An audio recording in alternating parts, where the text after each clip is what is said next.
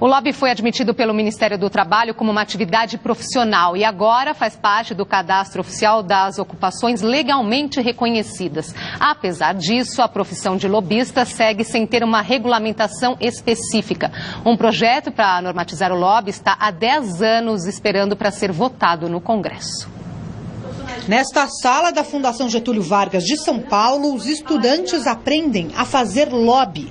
No Brasil, a atividade ganhou conotação negativa depois de aparecer relacionada a escândalos de corrupção e tráfico de influência. Um dos casos mais famosos foi o da Petrobras, onde os chamados lobistas intermediavam pagamentos de propinas milionárias para diretores da estatal e políticos. Agora, o lobby foi reconhecido pelo Ministério do Trabalho como profissão e classificada como defensor de interesses, de relações institucionais e governamentais. A novidade foi bem recebida pelos alunos.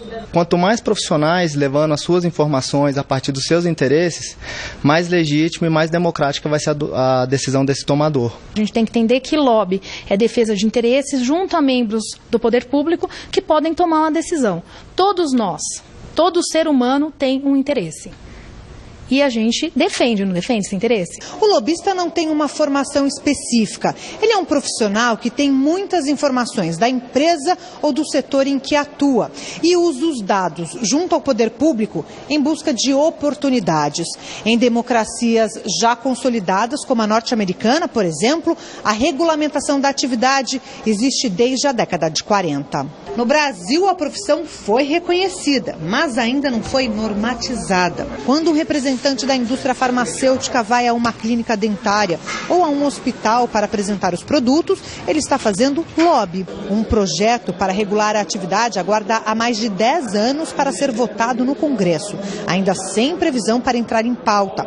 A regulamentação deve trazer mais transparência à carreira. Então, quando essa regulamentação não existe, essas relações podem acontecer, mas nós não sabemos exatamente o que está sendo falado, o que está sendo negociado.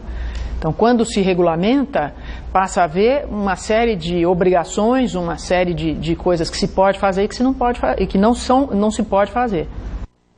Como colocou aí, a gente não sabe exatamente o que se pode fazer, o que não se pode fazer, porque não há uma regulamentação. Será isso é o que explica não ter uma regulamentação, é o que explica tudo que nós assistimos nos últimos tempos? Não, é que precisa separar uma coisa de outra.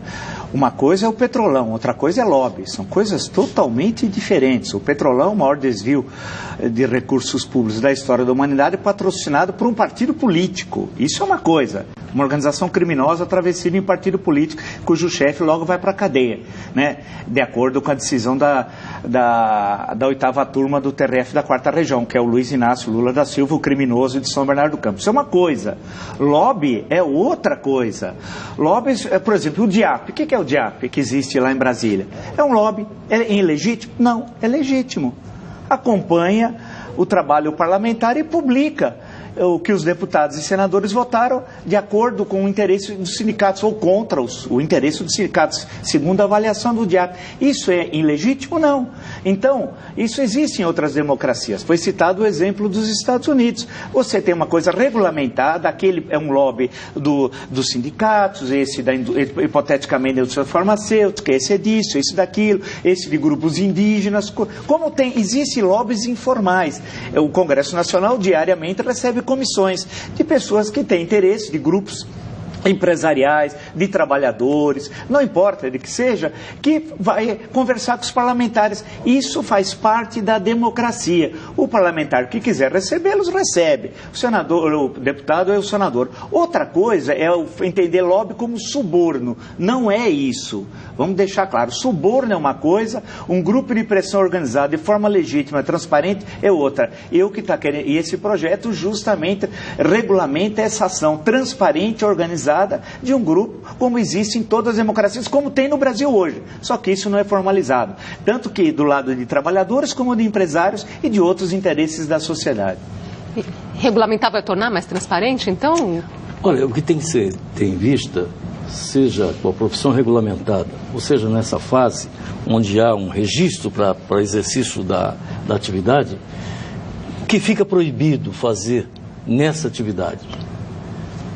Não usar tráfico de influência, não usar da propina, da corrupção, não usar de presentes e vantagens, viagens, para conseguir apoio para aquele interesse social que aquele grupo, mais tarde chamado de lobby, hoje também pode ser chamado, embora não esteja regulamentado, esses lobistas têm que obedecer regras que têm como base estas restrições. Porque se vier a lei, e se a lei, mesmo que exista, e nessa lei esteja contemplado o que é proibido ou não, e isso não for obedecido, não vai mudar nada. Por quê? Por que até hoje não se aprovou o lobby? Porque era muito mais interessante para os interesses econômicos, entre aspas, atuar na clandestinidade, corrompendo, subornando e conseguindo a famosa expressão jaboti. Né? O que é um jaboti, que todo mundo fala jaboti? Jaboti é quando tem um projeto de lei que trata de um assunto e de repente vem lá uma emendazinha que trata de um outro assunto. Por exemplo, está se falando de meio ambiente e vem uma legislação que fala de saúde pública, que é um artigozinho lá que o lobista enfiou mediante a influência, o tráfico, o presente, o dinheiro, a corrupção. Esse que ficou chamado vulgarmente de jaboti. Então, nós temos que evitar que essas atividades, junto ao Poder Executivo e ao Poder Legislativo, especialmente, que essas atividades sejam caracterizadas por uma conduta reta. Que as pessoas não possam exercer atividades que possam ser puníveis. O Jacinto Paulo, ele diz, lobista é uma profissão digna como qualquer outra, tem que regulamentar já. E o Consumilha também diz, finalmente vai ter controle do lobby. Qual que é o impacto do lobby hoje nas esferas do poder? Não, o lobby, essa pressão legítima que eu disse, um grupo vai, visita o deputado, o senador, no caso do Congresso Nacional, e ele representa o interesse X, Y, Z, e de toda a sociedade. Não é de um grupo empresarial que quer subornar o deputado. Não é. Lobby não é suborno. Lobby é a apresentação da sua demanda junto ao deputado em relação, por exemplo, a um projeto que está tramitando e que interessa aquele grupo especificamente. Isso ocorre em todas as democracias. No Brasil ocorre, só de forma informal. Por exemplo, a questão das reservas indígenas. Tem os grupos pró e os grupos contra. Eles se manifestam no Congresso Nacional. A questão dos quilombolas. Se eu pegar casos mais quentes e polêmicos e tal. Tem a questão da legislação trabalhista. Quantas vezes vocês já não viram cartazes dizendo assim, não votem traidores da classe trabalhadora? É um lobby. É legítimo? É legítimo. Ele está defendendo um interesse, que é uma fração da sociedade. A gente tem que entender que a democracia, o que é um partido? É parte.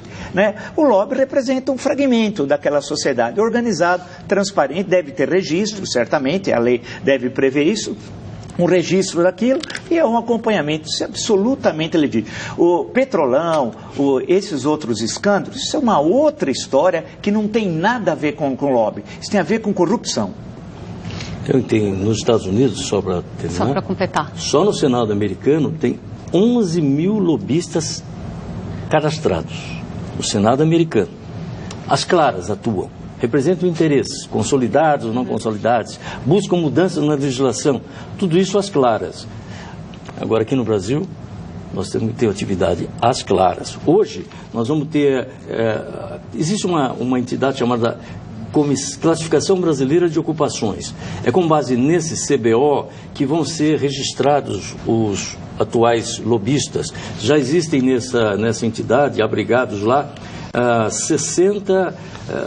80 lobistas reconhecidos, autorizados para funcionar, de um total de 2.685 atividades a serem desenvolvidas lá. Enfim, esperamos que isso possa evoluir e possa contribuir muito para que nós tenhamos um processo de governo, um processo legislativo decente.